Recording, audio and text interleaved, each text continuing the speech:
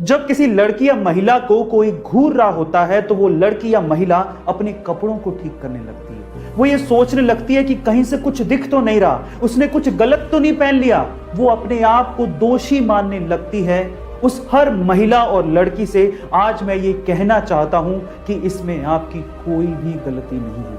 और साथ ही साथ सभी लड़कियों और महिलाओं को एक कानूनी अधिकार भी याद दिलाना चाहता हूं कि अगर आपको कोई 14 सेकंड से ज्यादा घूरता है तो आईपीसी के सेक्शन 294 एंड 509 के तहत यह कानूनी दंडनीय अपराध है और उस व्यक्ति को सजा भी हो सकती है। Guys, stop teasing and raise voice against it. कुछ सालों पहले यूएस का एक बंदा प्रॉपर्टी खरीदना चाहता था, लेकिन उसे अर्थ का रियल एस्टेट बहुत ज्यादा महंगा लगा। एक रात को जब वो आसमान में चांद को देख रहा था तो उसे सिर्फ चांद नजर नहीं आया, उसे चांद पे रियल एस्टेट की अपॉर्चुनिटी नजर आई।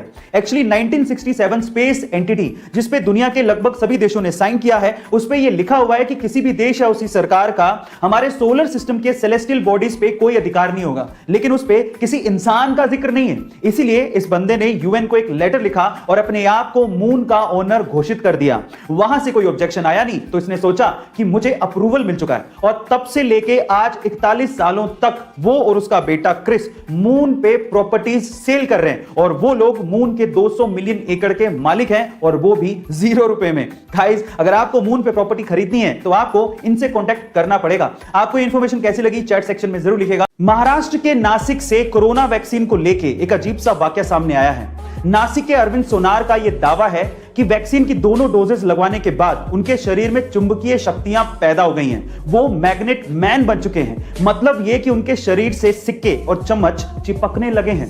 पहले तो उन्हें लगा कि शायद पसीने की वजह से होगा, लेकिन नहाने के बाद जब उन्होंने फिर से ट्राई किया तो सिक्के और चम्मच फिर से वैसे ही चिपकने लगे। पर साथ में अरविंद सोनार ने यह भी कहा कि वैक्सीन लगवाने के बाद उन्हें किसी तरह की कोई प्रॉब्लम नहीं हुई थी।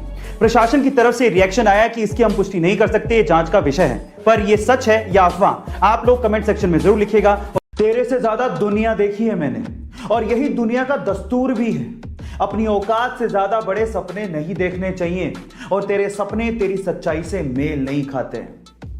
जब एक बाप ने अपनी औकात से बड़े सपने देखने वाले अपने बेटे को यह बात कही तो उसके बेटे ने यह रिप्लाई किया, मैं नहीं बदलूंगा अपने सपनों को अपनी सच्चाई से मेल खाने को। मैं बदलूंगा अपनी सच्चाई को ताकि वो मेरे सपनों से मेल खाएं।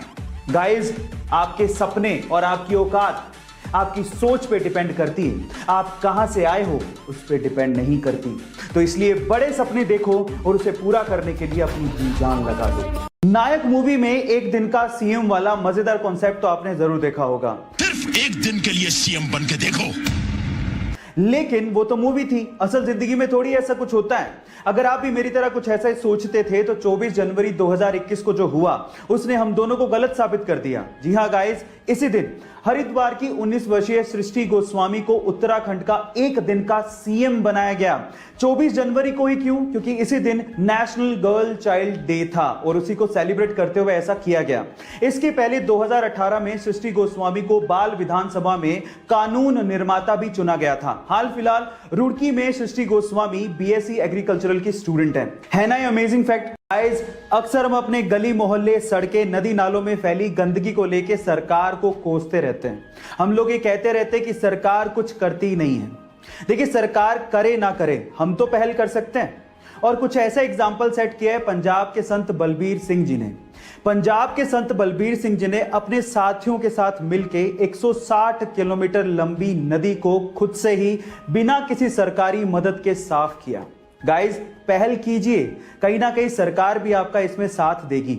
ऐसी अमेजिंग फैक्ट वीडियोस के लिए YouTube पे हमारे चैनल को सब्सक्राइब कर लीजिए, और अगर आप Instagram पे देख रहे हैं तो मुझे फॉलो करना मत भूलिएगा। मिलते हैं अगली वीडियो में।